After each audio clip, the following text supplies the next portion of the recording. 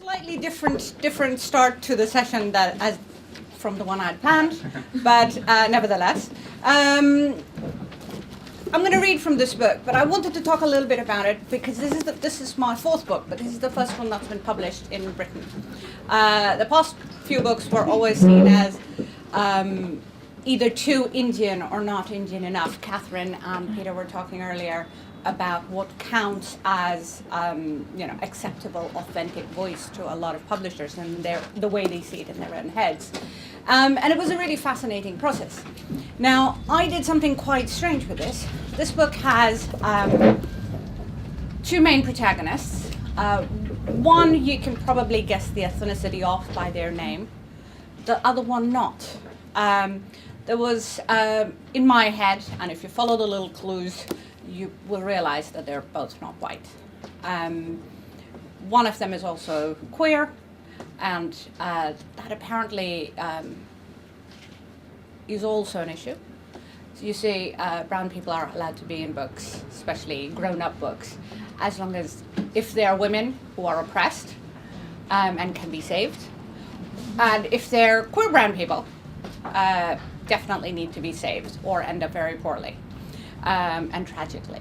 And I was very clear that that wasn't going to happen. So I decided to write a book, which then went around and people said, well, right, what do we do with this? What do we do with this queer brown man who's not going to be a victim? And what do we do with this woman who is, as they said, not likable enough?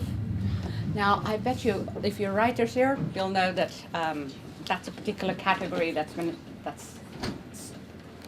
reserved for women and women characters, where not only do they have to be all the good things, but they also have to be likable. So I thought I will just read one section till Malika appears magically. Okay, and hopefully Malika will appear so we can have the conversation we came for. And this is just to introduce the two characters, or hopefully just one character, and leave you with it. The book is set in a hotel, the Hotel Arcadia, and it kicks off the Arcadia 67 hours ago. Some thought that the first shots were in her nightmares. She had been dreaming again of places she had consciously forgotten, of people she had chosen to deliberately erase, incidents that she had buried deep, never to be dug up again, unmarked even by ephemeral tombstones. No, that isn't quite true. Her photographs are tombstones for those unnumbered, nameless dead.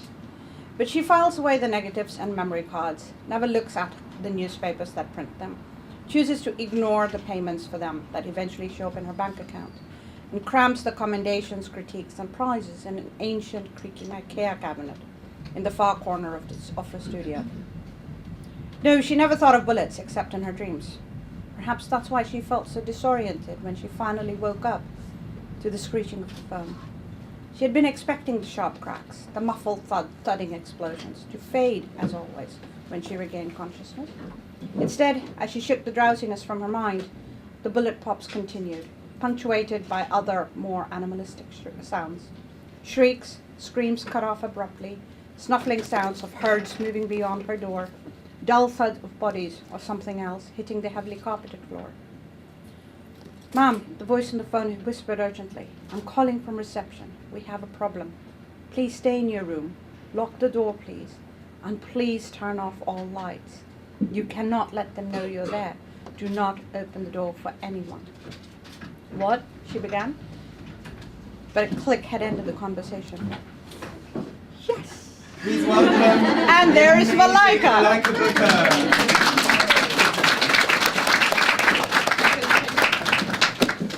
And wasn't that the perfect point?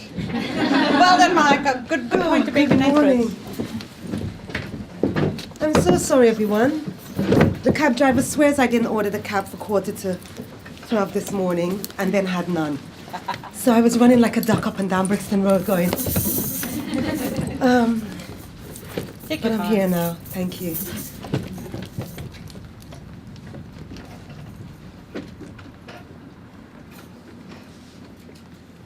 Great. Then would you like to introduce Malika, although she needs no introduction? Malika is the founder of Malika's Kitchen and author of Pepper seed. Pepper Seed, this book, which is also available at the Waterstone stall once the free word centre opens at 2 o'clock. So I recommend this highly. Malika is one of my favourite poets. Still now? Not so sure. I wanted to kick off the conversation with a little bit of a preface to this session. I'm really pleased and proud and privileged to be on stage and having this discussion. And it's quite strange because world has a way and life has a way of coming back and making links again. Many, many years ago, a friend of mine, so this is way back when, so good 20 years or so, a friend of mine who's Canadian, and oddly enough is in this room today, just came out of nowhere by magic, said, oh, you have to come to this thing by Malika Booker. And I went, I can't make it. And this, by the way, this conversation was happening, weirdly enough, in Delhi, India. So I didn't make it then. Then I was in Barcelona and I was moving to London, and the first thing my friend said, look her up, go see Malika's Kitchen, you have to go, you guys have to meet. And so that was the very first writer I met when I landed in London. So it's a strange process, we never meet often enough, we never get to talk often enough, but it's always soothing and comforting and lovely to know you're there, and I always catch up with what she's producing. So, Over to me. Hi everyone. I thought I would just do a brief reading before we kicked off. So I'm just going to jump in. So this is called Warning. And basically I thought everybody's parents told them this, or everybody's parents did this. Some great-grandmother told her daughter, never let no man hit you and sleep. Pepper the food. Boil hot water and throw. Use knife and make clean cut down there. Use cutlass and chop. Then go to the police. Each daughter told over and over like brush your teeth till it stick. How my mother runaway man with cutlass chase him. How my gran used cutlass on table to explain to her man, don't lose your blasted mind and raise that hand to me. And so we are shaped, molded and made hard. I remember my aunt kicked her man out after her child was born, cut him dead like rotten wood, after he used her like boxing bag, kicking her womb as she lay on the floor. That day her blood boiled through swell eye and bust skin, and she knew she could not sleep. He knew she wanted to kill him bad, chop him dead. 2. Raised in London soil and Guyana's sun, I never knew that need for cutlass where it came from, till I visited Grenada, a place where man fists pound woman flesh like kneading hard dough. I see bold strength knock girls flat out when she man full of rum and carnival.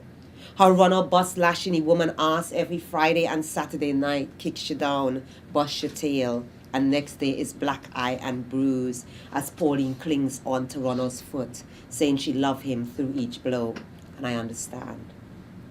3. I never knew I had it. Thought I was soft. Till that night my friend could not drive, and I offered him my bed to sleep. I felt something in his look, he and I alone in that room, and my blood raised up, my pores swell. I went to the kitchen, took down that knife, marched upstairs and told him, I'm cutting it off if you lose your mind. Don't think it, and if you think it, don't sleep.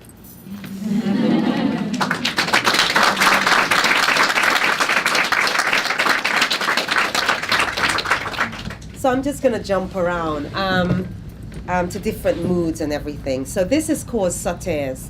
And so in Grenada, there's this thing that, interesting enough, I conflated these two experiences that happened. So there's this place in Grenada called Sautères, and Sautères meaning Leapers Hill. And basically, the original inhabitants of Grenada, the French was so brutal that they just jumped off this cliff. And committed mass suicide, the entire population, and so it's called sautères. And I thought that was quite ironic and horrible of the colonizers. And then there was the invasion of Grenada by the U.S., where the planes dropped bomb on the Bush's administration. And people had run up to this other cliff. They'd run up to try and seek refuge from the police, but there were bombs dropping and everything, and the police got confused and opened fire, and a lot of people jumped off this cliff. So I've conflated these two experiences in sauteurs. I stand at this cliff's edge, where water froths below. The tar road behind disappears. I see only down. The sun dips. Perspiration rolls down my back. Here, men kissed babies, then flung them out like skimming stones over water, hurled children like sacks. Elders shuffled to the edge, then said, "Push us, we're ready." Young men stood, spread their hands, and dived, brown flocks in flight, migrating. And so they began to rename. Grenada, that is not our name. Caribs, that is not our name. Grenadian dove, Liptotilia, that is not our name. Hook-billed kite, that is not our name. Hummingbird, that is not our name. Oh, soured baptism.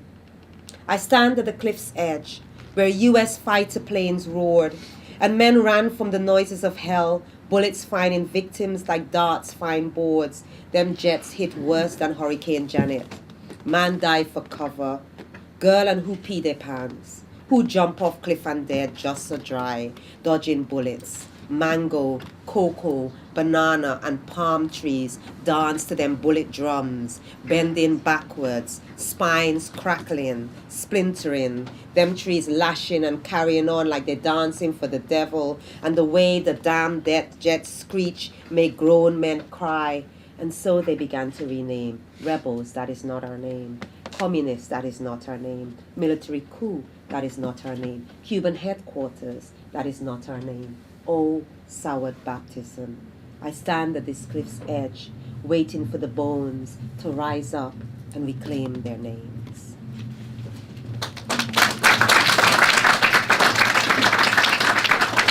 And I know poets are not meant to have their favorite poems from their own book, but this is my favorite poem from my own book. It's good saying that. Feels really big-headed as well, but I'm going to bask in it. So this is called Faith, and basically I tell people I can't sing. Yeah, when people hear their voice, they say, "Yes, you can." No. My family, as soon as I start singing, they do this thing with their eyes, and they just do this thing. But Faith, the poem at the end, it soars and it feels, this poem, I think I love it because it feels like I'm getting as close as I can to singing.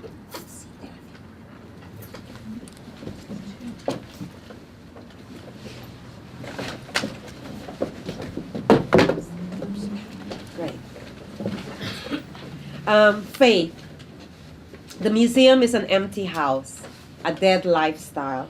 In the living room, pictures of Jesus forlorn, an old rosary hanging over the bed. This how we lived in the old days, they tell me. And I understand old ones die, like you did, Auntie. The way your soul left your body blank on bleached sheets. The way these people left their home. I look at this old bed now. Did a mother die here, choking on her spit too? Is this her rosary? Did she lose it all? I visit the hospital a month before you die. Your left big toe is a blackening cherry. Cut it, we beg, but our pleas are mute. You are Taurus, stoic, resolute. And that day you lost your rosary for 2 days. We searched on the beds and in fruit bowls. You cry non-stop all night. Nurses sift mountains of soiled sheets until the rosary is found, nestled in your dirty pillowcase. And when they give it to you, your fingers continued rolling as if it had not strayed. And then you, who clutch your faith like a second skin, whisper to me, I have lost faith in my Lord. And I want to write a hymn for you, where voices lift and sudden black choirs rock. I want to write a hymn for you, where sinners ride weeping bitter tears. I want to write a hymn for you where Baptist priests fling words at the congregation like fire and Catholic priests throw holy water into the sky. I want to write a classic hymn, all harps and harmonicas, a hymn where our slave grandmas lift up their long frocks and trample the earth to sounds of tambourines. I want to write calypso hymns and folk hymns and reggae hymns and joyous hymns. I just want to write sweet hymns just for you.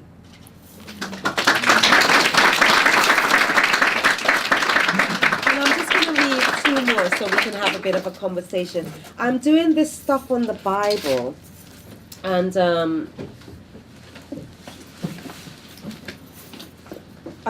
the new collection is going to be based off the Bible, and so these are hot off the press. Ha ha ha ha ha. I don't know what where that laugh came from.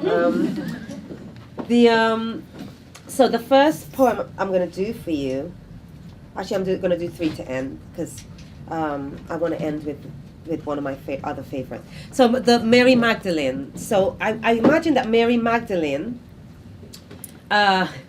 is a celebrity, and she's giving a press conference, and obviously the press are trying to find out, like, what's up? What's your relationship with Jesus? What's up with that? And she's going all around the houses and hinting. So every time I pause, I would say that's Mary Magdalene, that's questions coming at her, even though they're not there in the poem. Mary Magdalene gives an exclusive interview. 1. Before him, I was a disused ragcloth, an orphan. Before him, I was a fisherwoman with a rickety boat and fishing net.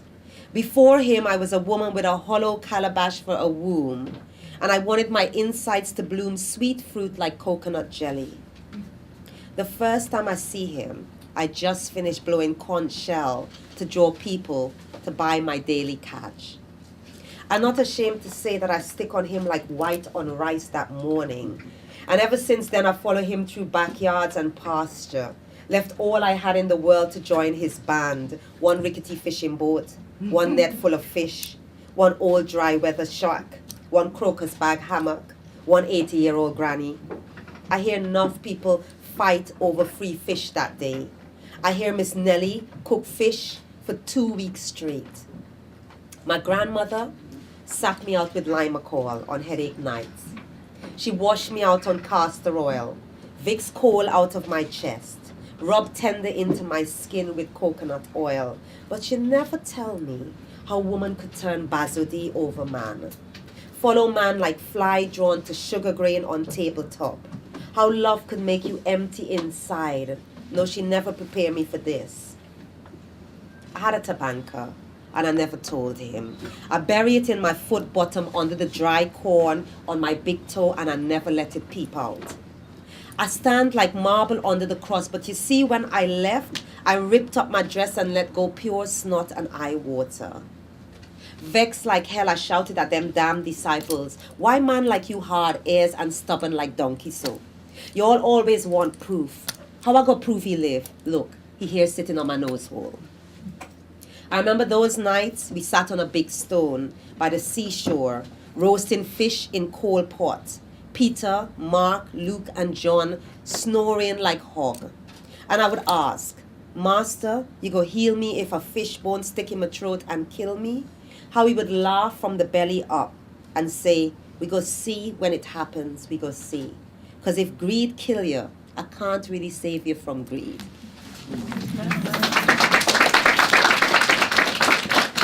And I realized that the other one I want to read, just on the spur of the moment, is so new that it has to come off the laptop, which is a good thing that I never shut down the laptop.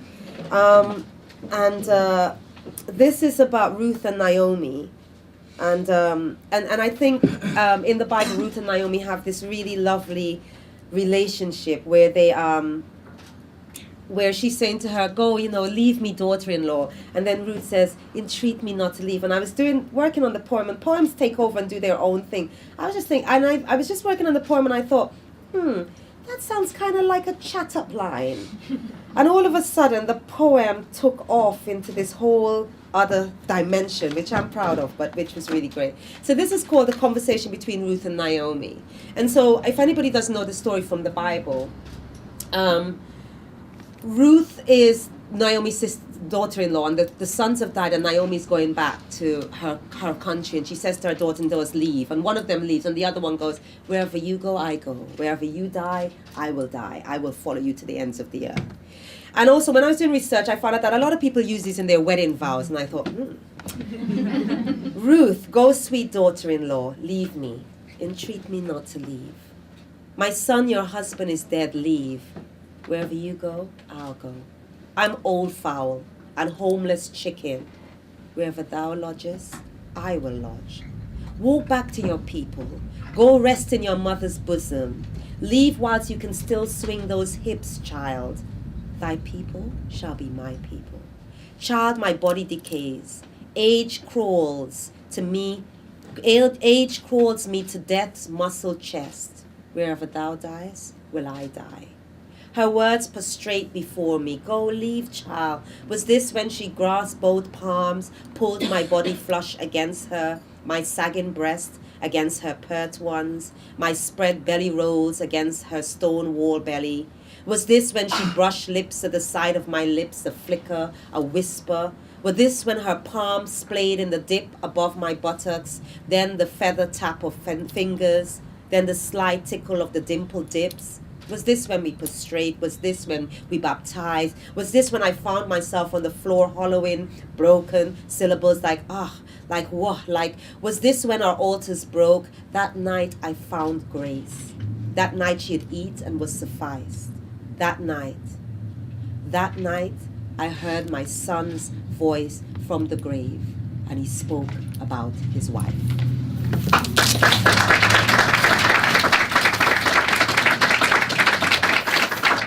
And the last poem I'm going to do is for my mom, who is not well at the moment, so I'm going to do this. And basically, my mom phones me from Grenada, and she tells me, and she talks to me, and she does this thing that mothers do, that when I put down the phone, all 3 weeks after, I can still hear remnants, echoes of what she said. So I decided to put all the things that she says into a saying and put the word pain, that's me, at the end of it.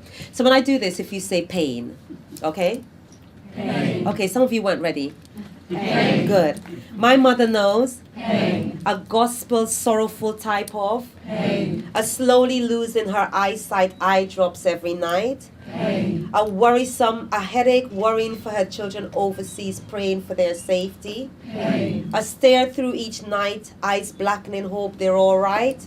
Pain. Yeah, my mother knows pain. It's my children don't call. Do they still love me? Pain. A worrisome, dying, grey-haired black children too far away. Pain. Will my daughter ever have children? She's 38 now. Pain. It's your womb is becoming stone. Sermon for our only girl on her birthday. Pain. Yeah, my mother knows pain. So what did I do wrong bringing them up? Pain. My son has gone astray. Someone put Obi on him, so I have to pray real hard. Pain. Look how so-and-so children do so well. I wish mine were like that. Pain. Yeah, my mother knows pain. Is the house now empty, no one to cook for? Pain. And I can't let go, have to let go. Pain. It's a let me tell you how to bury me. Pain. I want a plain box, no fancy coffin, or I'll come back and haunt you. I don't have no big set of people coming around calling it awake. Pain. It's a let me tell you what you will get after I'm gone so you don't fight. Pain. And don't worry, I'll soon be dead and gone and then you go miss me. Pain. Yeah, my mother knows pain.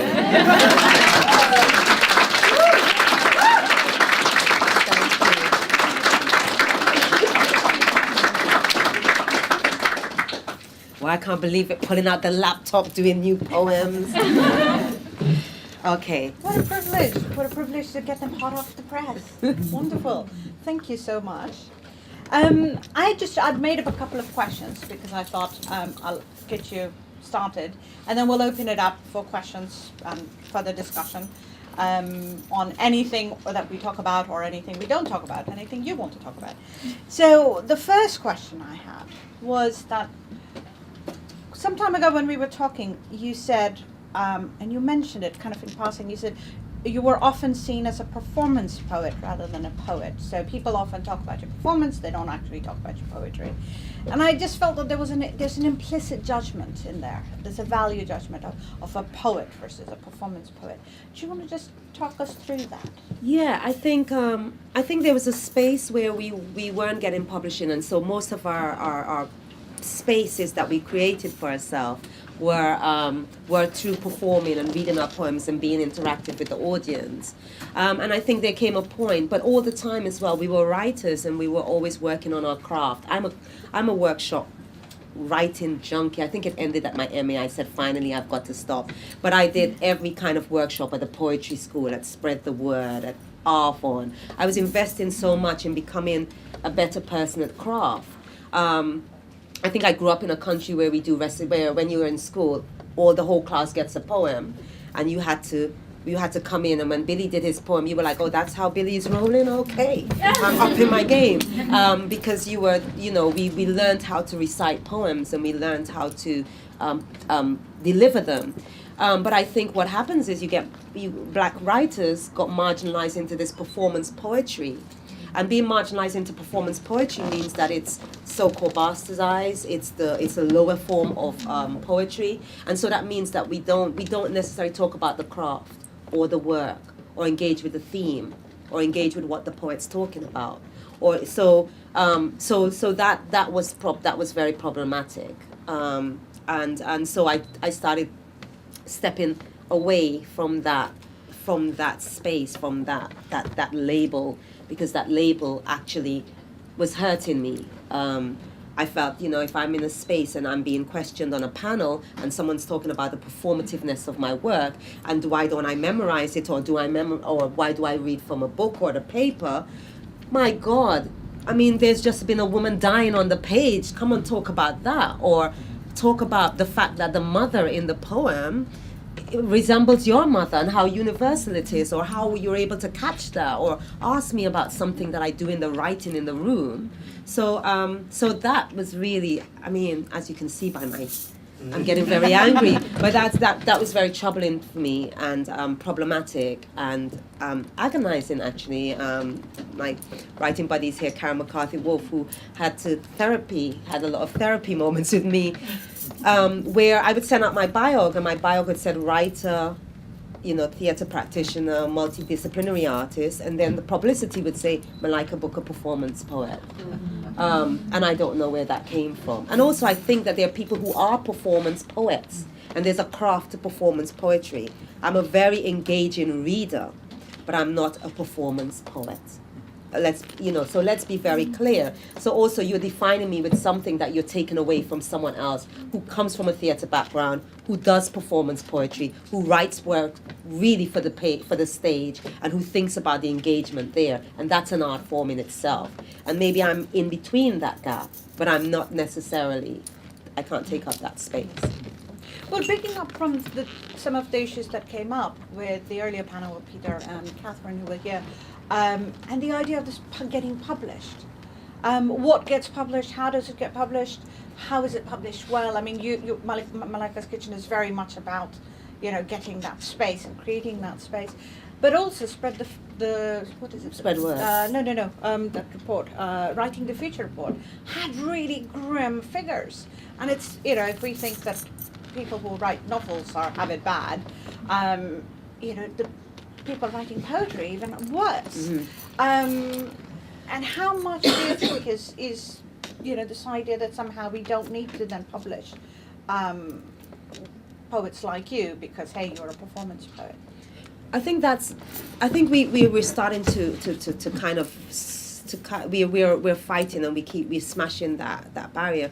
And also, I mean, we've had generations of people doing work in different spaces. Pete, the work you do in Manchester, people doing work where they're developing and nurturing new writers. Courtier there is also someone who creates and nurtures new writers, and who keep practicing. There are a lot of practitioners in the room who keep practicing in spite of despite, and keep going. And so one of the things that we all do in our practice is nurture and create and develop those new writers. But I also think that people like Bernardine Evaristo have been really a wonderful activist in terms of getting reports done that actually kind of put the figures, because when the figures are out there, that's when you can see the reality. And once the figures are out there, that's when you can actually use the figures to kind of motivate some kind of change, to motivate some kind of maybe shame. But I also think you motivate programs like the Complete Works, which I was a part of, which is about developing new writing and developing writers and showing that these writers, because they're Black and Asian, are not the same voice. So you would have Warsan Sherry on the program, and you would have Karen McCarthy Wolf on a program, and Karen McCarthy Wolf is dealing with something quite delicate and quite beautiful and quite haunting, whereas Warsan is quite visceral and quite wide, and this is the platform. And I think that what it is accessing visibility. And I think I said on the panel yesterday that everyone talks about publishing, but there's something, but actually people need to talk about the whole mechanism, So there's publishing, but then there's reviews. I mean, if you're published and if you're a stone and you drop into a pond, if you're published, you're dropped into a pond. If there's no ripples, there's a problem. So if you're not getting the reviews, if you're not in the Guardian reviews, if you're not in the poetry reviews, if you're not in the literary magazine reviews, that's problematic. If you're not promoted and pushed, that's problematic. If you're not hired for festivals, that's problematic. So there's publishing, but we can't have that conversation going, people are not being published. We have to have that conversation that people are not being published, are not being marketed, are not being promoted, are not being hired in literary establishment spaces. So there's a fact that we need to look at all of these spaces and challenge all these spaces. That's what I think, anyway. No, agreed. I mean, I think we're on the same page that there's being published and there's being published well. Very few of us actually get published well, and there's always that one book. But I wanted to step away from something and slightly take it further on. Earlier this morning we talked about how literary festivals will often invite foreign writers, or they will highlight, or Guardian will, non-British writers rather than homegrown writers, and it cuts, it fills their little 4% quota. And we met in a very strange circumstance where we have reception of our work in quite wide-scale places. So it's not just Britain, but you work and you collaborate, and we have South Africa in common, where you collaborated with poets in South Africa, and people from all over the place read. And how does that change the balance for you? As a writer, we're told, be grateful, you're being read, which is true. But how does that reception vary for you? It's really interesting. I mean, I was in. I was doing my MA and I was invited to read in Brazil, and I remember People Tree Press were like, the book is coming the morning before you leave. And I remember the first copies of Pepper Seed came in the morning before I leave, and I took a box over to Brazil and was performing it and reading stuff from in the festival there. And collaborating with a local writer who was phenomenal. So we had 3 days to kind of put together an hour show, and we were both, she was from a theatrical, she was definitely a performance poet. She was definitely about, most of her work wasn't on paper. It was more about performing it, and we talked about translation and stuff, and we did the performance.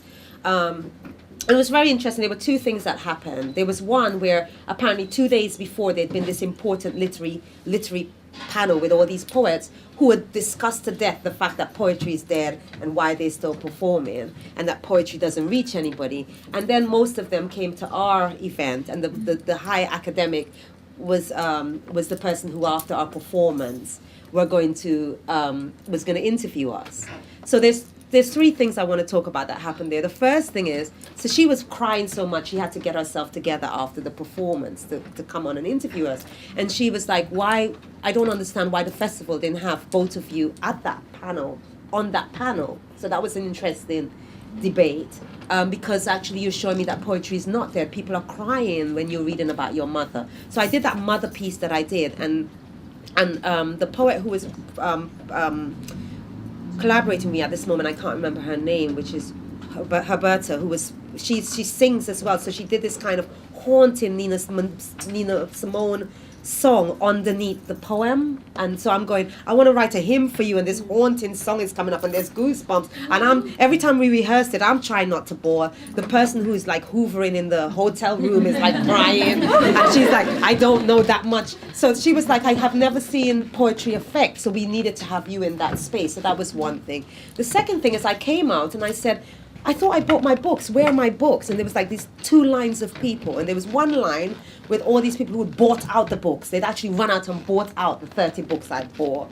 And then there was a line with other people who just had paper for me to sign like I was a rock star.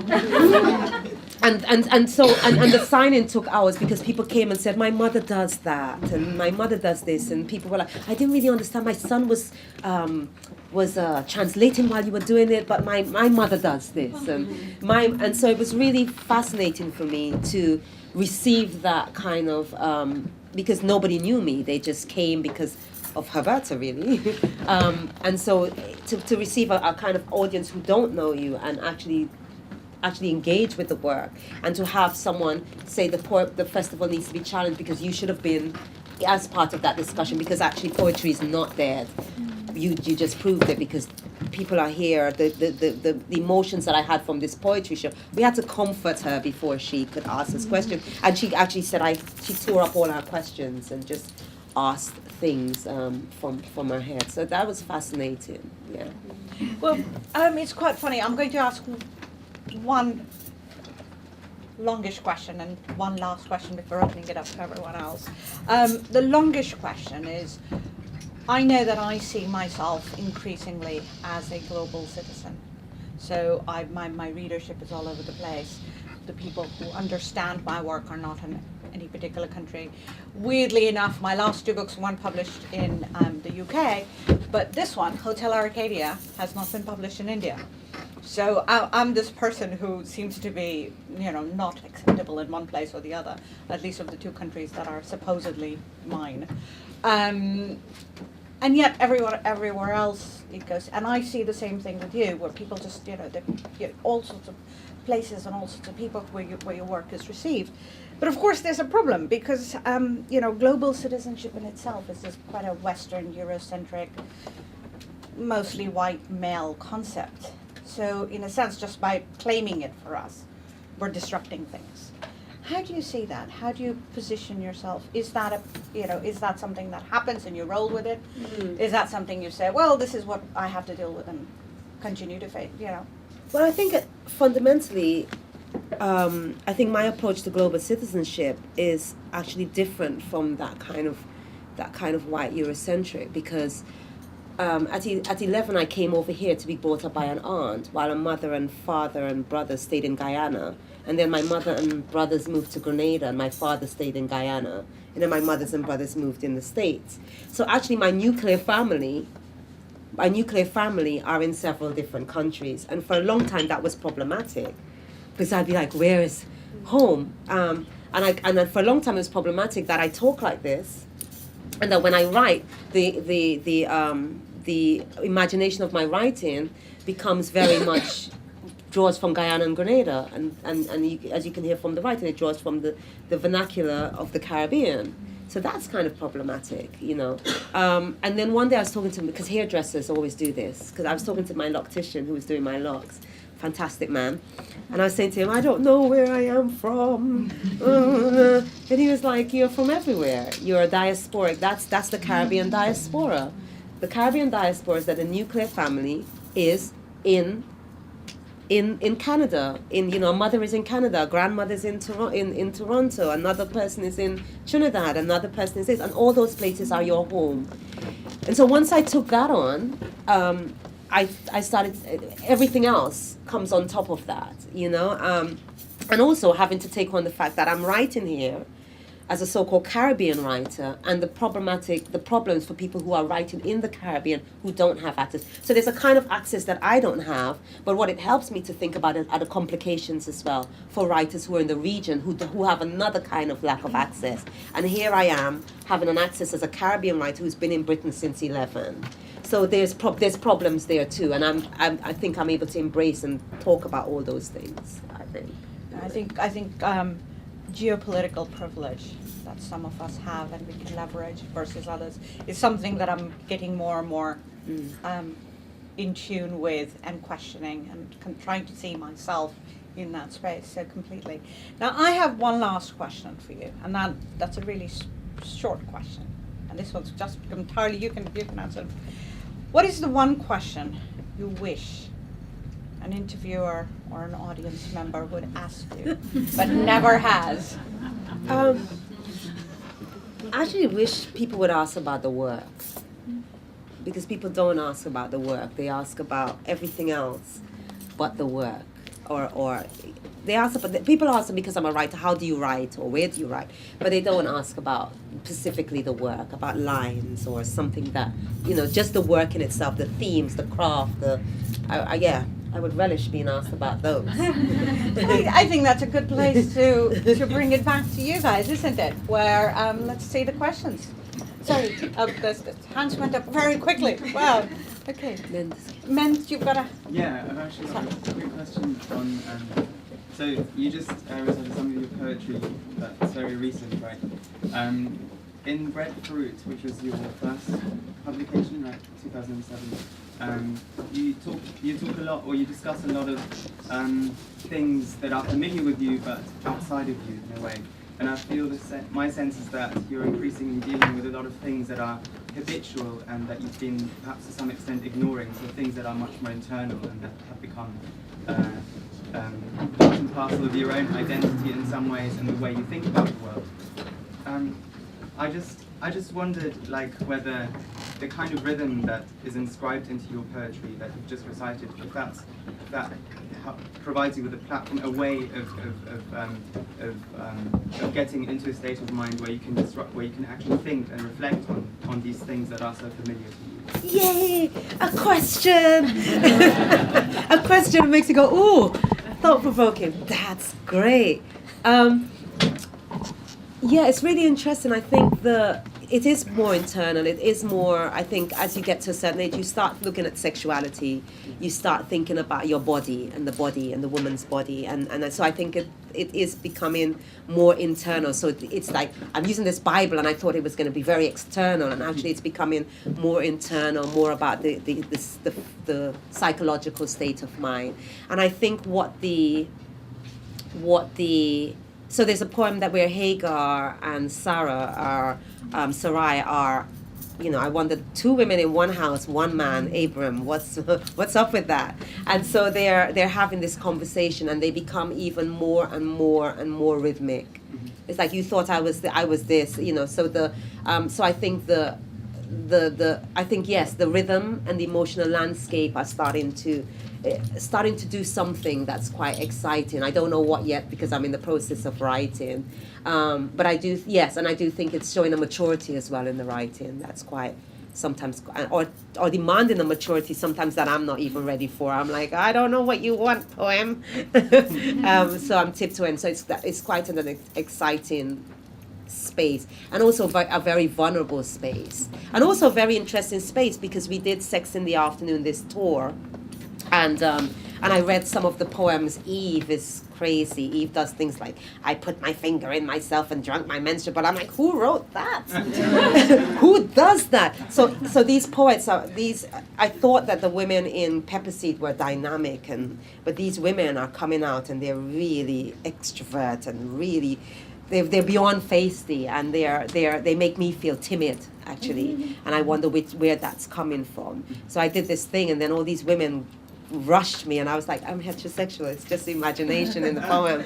I'm just exploring it. I'm glad that I did it so well that you thought, but I'm all about brothers, So it's interesting as well what's coming up in the work and what the work is prompting. Claire, you had a... Yes. This another question about your work.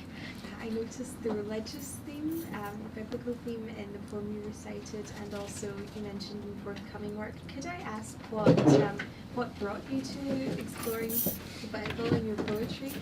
I think as a writer you start exploring things. I think as a writer I use writing as therapy, and sometimes I don't know. So sometimes I think, oh look, the Bible would be a good thing, and this is a project, and it's so outside. And then I started exploring it, and I realized that some of the women in my family, what happens is they move away from religion for every reason. I was like, it's colonialism, look at the Pope, because we all grew up really staunch Catholics.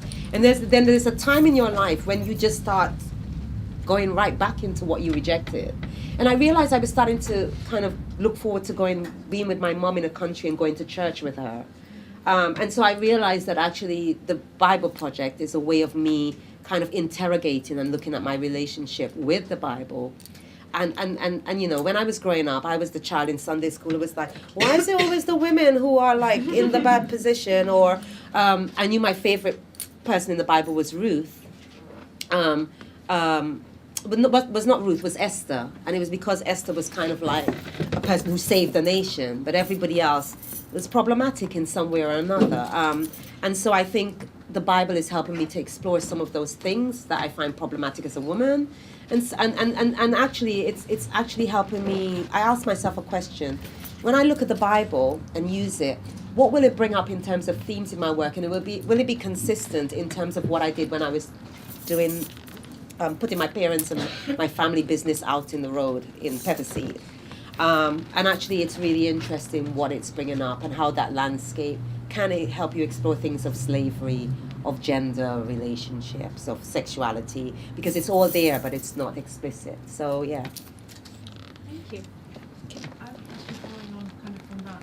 As a person of faith as well, and often I have the same kind of thing where I've not had the courage to go where you've gone. So I've looked at religious texts and thought, I wonder what is happening off the page. I wonder what's going on for her or him in their mind. It wouldn't be great to write about that, but how do you negotiate controversies? For example, the themes that the things you imply, for instance, and do you have how do you negotiate that in terms of when you come from a community where people will be reading that material and may not necessarily agree with what you're thinking and where you've taken that character and bringing up themes which they wouldn't associate with that person? I'm really unusual. I just bury my head and do the writing, right? So when I went to Goldsmiths, I was really shocked because I went to Goldsmiths and did the MA, and I was really shocked by all the people who were doing memoir and life writing because they were talking about the ethics of writing and stuff, and I felt like it was terrible because Pepperseed had just come out, and Pepperseed is everything, all my family out in the limelight, everything, mother's divorce, you know, this, everything, you know, and I was just like, I don't even think about those things. But I'll tell you something, the only time I think about it is when I have to send the book to my mother.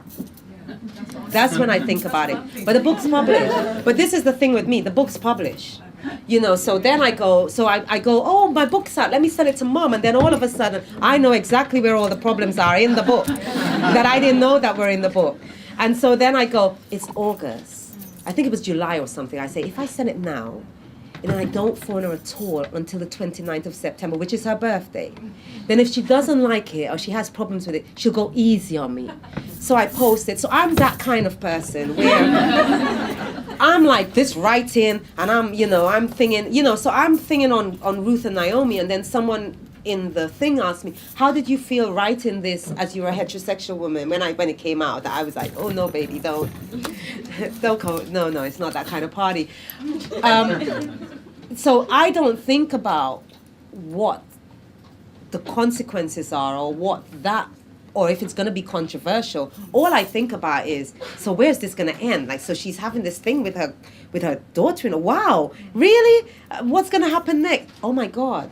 And then afterwards I'm like, oh, is it about guilt? Because then the son's voice comes up. So I'm busy, I'm exploring on the page and actually, like, having an exciting time or a problematic time, or I can't write this poem time, or like this page is not being filled, I got the idea here and it's not coming out. I'm having those kind of time, those kind of parties on the page. The party can be good, or the party the DJ can suck, on the page. So I don't think about that until, or sometimes, I do the reading and something comes up and people say, what you're doing about Eve is blasphemy and this and that. And I think, yeah, maybe it is. Okay. I think I got her on the page the best that I could be. So that's how I work, which I wouldn't advocate anybody else doing this, because some people, everybody knows what their politics is. And maybe I can work like this because my nuclear family are split in different countries. So I'm not working with my mom right in Brixton or in Leeds with me. I'm working with my mom in Grenada or America. And maybe that makes a difference.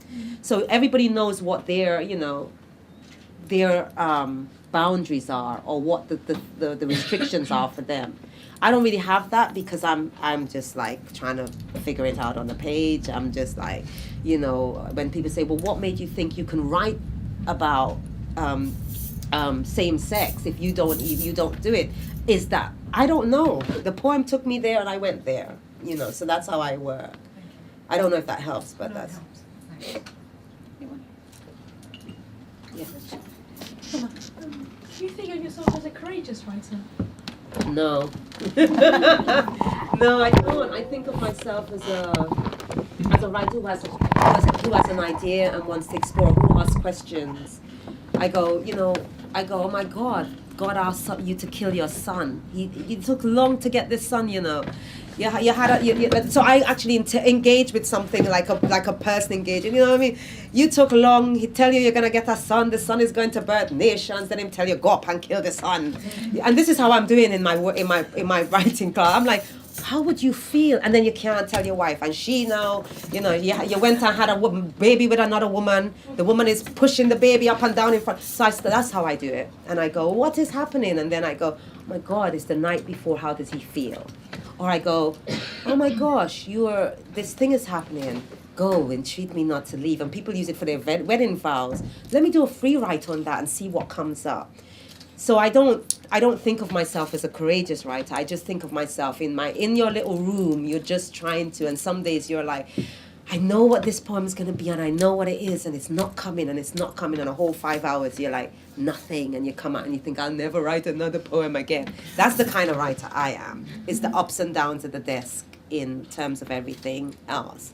And when it comes out, then, although I do think that there's me as a personality, I am not as exuberant and as wild and as brave and as anything that some of the characters who are presenting themselves in the work is. And I think, God, if that's someone who's in me, it's hard. I want that person to come out sometimes, So Maybe your readers perceive you as being courageous. maybe, yeah. Because you approach one poem at a time.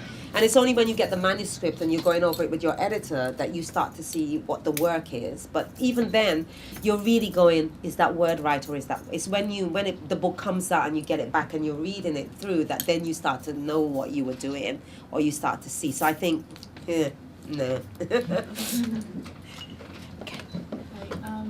So I'm Haitian. My parents are from Haiti, and I was born in New York. So I've lived all of my life in New York, but a lot of my writing comes from Haiti and from being a Caribbean person. I wonder how you are able to stay so close to Guyana and Grenada when you are living here. Like, how are you able to access? Sometimes I question, like, is this accurate? Like, am I really channeling it correctly? Mm-hmm. I'm not living in my mom's house anymore. My family's also scattered in Canada, Haiti, New York. So sometimes I'm not sure if I am speaking authentically as I know it, mm-hmm. But I feel like your writing is so, it's like you're there. It sounds like you're speaking from the land, like you're... Okay, yeah. So there's several things. There's one that when I came over, I knew Guyana, and I knew my mum was Grenadian in a Guyanese landscape, and I came over to my mum's family who were Grenadian, which is totally different. And so when there's this thing in my family, when you close the door, you're in Grenada. You could be out on the streets of England. When you close the door, you can't do no, you know what I mean? What is that? What are you saying? What's happening there? So when you close the door, you're in Grenada. That was, I would say, so yeah, right? Are you in England now or are you in Grenada? You're in Grenada. So I think that had a big impact on me. So I absorbed Grenadian culture in England, in a Grenadian household, right? Where it was totally, some people, their family don't actually bring their home place here. They kind of disassociate from themselves. My family, it's like they just wear it. Like as soon as they come in, it's like they take off the outside clothes and they put on the dressing gown, and it's like Grenada's rolling through here. So the food is all Grenadian. The way we, I didn't know about eating frozen food and all that kind of stuff, because who does that? You cook a big pot of food. You know, I just moved to Leeds and I said to my friend, like, my house is not proper, I don't have an iron pot. And she was like, oh my God, you're so Jamaican. I was like, no, it's Grenada. Do you guys do that as well? We have to go out and find an iron pot in Leeds. Yeah, the iron pot. You have to, how are you going to cook certain food? So there's certain things that are just intrinsic in me. And also that my family, they go to the Caribbean every year. You know, so every year they go, and then at about 40 or 50 they move there. So my mom and my aunt, they build their house and they're there, and they go back each year, so they're part of that community. So when I go, actually, I am not part of that community. I'm an outsider. But what that enables me to do is just be so observant and also be so uncomfortable with my outsideness and my insideness. You know, so it's like, oh, it's Malika, oh, no. But she don't know that. And then I'll be like, what is that? So I need to find out about it. So that's how I'm kind of like an insider outside in my in that community. But one thing I can say is when I've never read in the Caribbean, but when I was shortlisted for the Bocas, just before I went to read, I was Anthony Joseph. I was like, Anthony Joseph, I'm dying. Oh my God, I'm just going to read. Because then it came to me that, you see, this is what I'm talking about. Then it came to me that I was going to read these poems in front of the community who know what I'm talking about. And they're going to be able to call it if it's wrong. But it's only when I was going to read in Trinidad, you know, that I then became aware that, oh my God, like, I live in Britain, is this right? But when I'm writing, I don't engage with that, you know. I don't engage with that, and I don't engage with, is this appropriation, is this not? I just go where the writing is taking me. And actually, I finish, and people are like, that's my mother. Oh, is your grandmother from Grenada? That's what my grandmother does. And I was like, oh, thank God. There's a question here. Hi. Yeah. Hi, Malika. I actually attended one of your workshops, I think, over a year ago, and it was so inspiring. Thank you. So thank you so much. I'm the founder of Black Pen, which is the only writers group specifically for African and Caribbean women writers in the UK at the moment. So all of the countries, it's the only one. So speak to me if you are a writer who's an African or Caribbean woman. So I have 2 questions for you.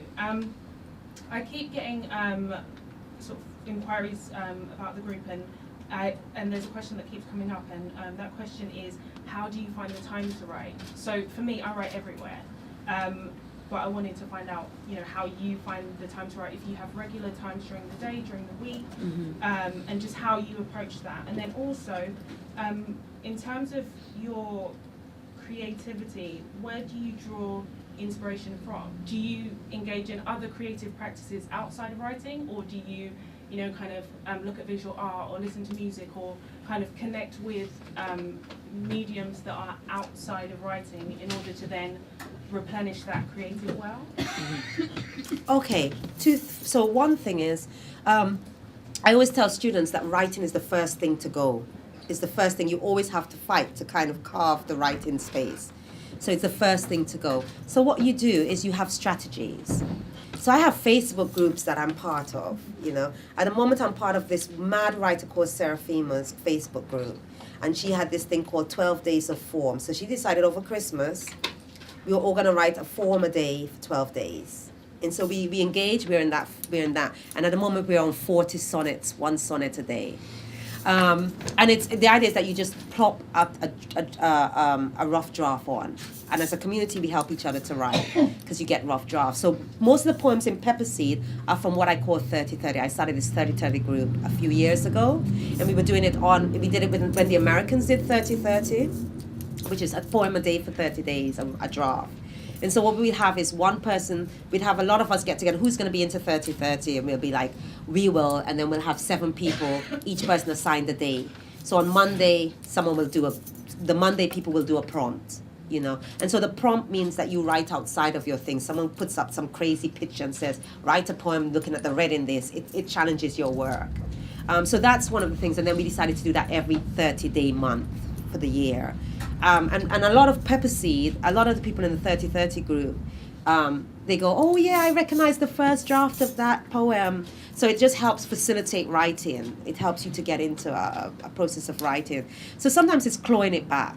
I'm a person of ritual. I've got a writing buddy, and she just left the room actually. But we just, because I think she has a talk. But we always write together. So we say, okay, I'm going to meet up, or I say, oh, I'm working on this piece. I'm going to finish it by then. And the fact of word, sound, and power, the fact that I say it means that I'm committed to it. So I think as a writer, you start finding the strategies that work for you. I'm a creature of ritual. When I first moved to Leeds in September, for 2 months I couldn't write because I didn't know the space. It wasn't the poetry library. It wasn't the spaces I knew. So then I had to get into a ritual of writing. When I go on writing retreats, I jog, start a process of jogging. I read for the first week of that writing retreat. The second week, I start doing haikus in the morning. So I'm a person of ritual. I create rituals for that. So that's the first question. And what was the second question? Sorry. Inspiration. Sorry. Oh, I'll talk to you afterwards. We are going to have to Okay. end. Sorry. Thank you.